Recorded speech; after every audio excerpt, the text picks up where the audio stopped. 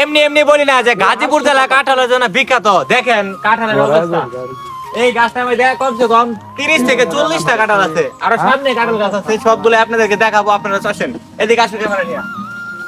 দেখেন আমি আসলে যে বলি ভিডিওতে যে গাজীপুর জেলা কাঁঠালের জন্য বিখ্যাত, এটা এমনি এমনি বলি না, আপনারা নিজের চোখে দেখবেন এবং আমি আপনাদেরকে দেখাবো।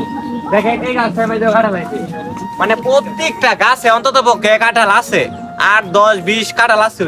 এই গাছটার মধ্যে সবচেয়ে বেশি কাঁঠাল।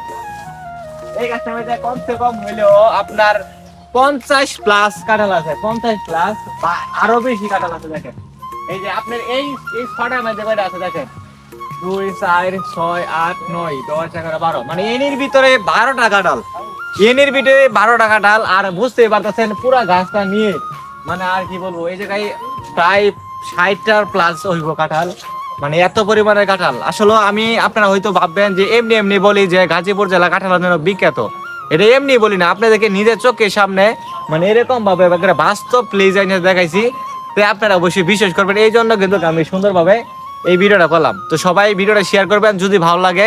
আসলে গাজীপুর জেলা হচ্ছে কাঁঠালের জন্য বিখ্যাত, আপনারা চলে আসেন, আইসা কাঁঠাল খেয়ে যাবেন এবং হচ্ছে আমাদের গাজীপুর জেলাটা ঘুরে যাবেন। তো সকলের দাওয়াত হইলো, কাঁঠালের দাওয়াত হইলো। কাঁঠাল কিন্তু এখন